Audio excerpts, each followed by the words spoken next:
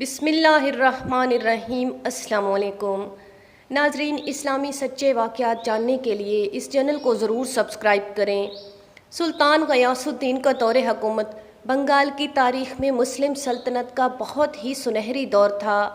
سلطنت میں عدل و انصاف اور خوشحالی کا دورہ تھا۔ ایک دن تیر اندازی کی مشق ہو رہی تھی۔ سلطان غیاث الدین نے بھی نشانہ باندھ کر کئی تیر چھوڑے۔ ایک تیر کا نشانہ خطا ہو گیا اور وہ ایک غریب عورت کے بچے کو جا لگا۔ جیسے ہی وہ تیر اس لڑکے کو لگا، وہ لڑکا فوراً فوت ہو گیا۔ سلطان کو اس حادثے کی خبر نہ ہوئی اور مشق مکمل ہونے کے بعد وہ تھکا ہوا اپنے عملے کے ساتھ شاہی قصر میں چلا گیا۔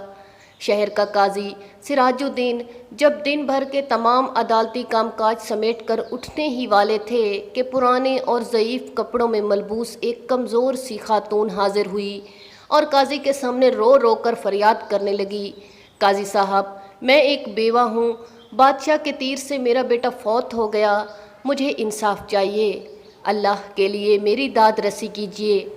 قاضی صاحب کچھ دیر کسی سوچ میں پڑ گئے۔ بڑھیا کی بات کو غور سے سننے کے بعد اس نے جواب دعویٰ کے ساتھ حاضر ہونے کے لیے سلطان کے نام سمن جاری کر دیا۔ عدالت کے حکم کی تعمیل کرانے کے لیے ایک قیادت کو روانہ کر دیا۔ وہ جیسے ہی شاہی محل کے حدود میں داخل ہوا تو اس کو اندازہ ہوا کہ بے پناہ مصروفیت کے باعث اس کا بادشاہ تک پہنچنا نہ صرف مشکل تھا بلکہ ناممکن بھی تھا۔ پیادے نے بلند آواز سے اذان دینا شروع کر دی۔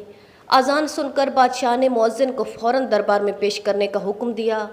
مؤذن کو حاضر کیا گیا تو بادشاہ نے بے وقت اذان کی وجہ دریافت کی۔ پیادے نے بادشاہ کے سامنے عدالت کا پروانہ پیش کر دیا اور کہا، مجھے سلطان کو محکمہ عدلیہ میں حاضر کرنے کا حکم ملا ہے۔ بادشاہ سلامت، جب میں شاہی محل میں داخل ہوا تو مجھے اندازہ ہوا کہ اس وقت سلطان تک میری رسائی نہ ہو پائے گی، اس لیے یہ حیلہ اختیار کیا۔ سلطان فوراً اٹھا، ایک چھوٹی سی تلوار بغل میں چھپا کر عدلیہ کی طرف چل پڑا۔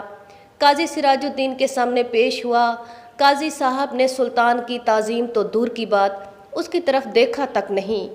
قاضی نے سلطان کے ساتھ ایسا رویہ اختیار کیا جیسے وہ انہیں جانتے بھی نہیں۔ اس کے بعد قاضی نے دونوں فریقین کے بیان لیے اور فیصلہ صادر کر دیا۔ سلطان غیاث الدین پر قتل کا جرم ثابت ہو گیا۔ قانون کی روح سے سلطان کو قصاص میں قتل کرنے کی سزا سنائی جاتی ہے۔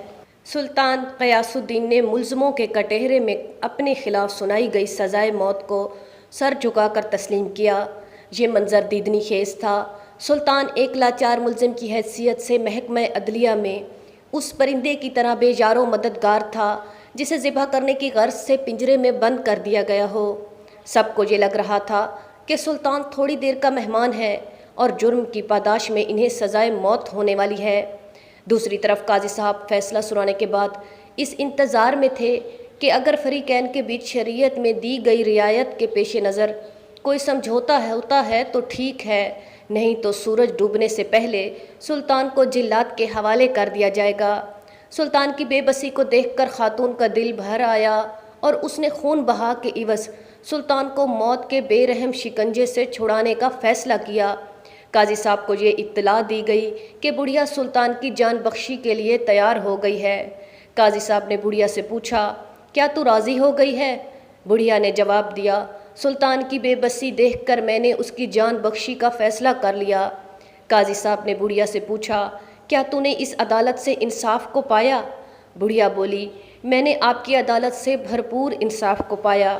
مقدمے سے فراغت کے بعد قاضی سراج الدین نے خندہ پیشانی سے سلطان کی تعظیم کی اور اس کو مسند پر بٹھایا۔ سلطان نے بغل میں چھپائی ہوئی تلوار نکالی اور بولا، قاضی صاحب، میں شریعت کی پابندی کی خاطر آپ کے پاس حاضر ہوا۔ اگر آپ قانون شریعت کی خلاف ورزی کرتے تو اس تلوار سے آپ کی گردن اڑا دیتا۔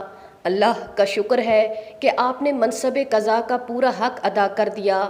قاضی سراج الدین نے مسند کے نیچے چھپایا ہوا درہ نکالا اور فرمایا، اے سلطان، اگر آج آپ شریعت کی حد سے ذرا بھی تجاوز کرتے تو اس درے سے آپ کی کھال اتار دیتا۔ آج ہم دونوں کے امتحان کا دن تھا۔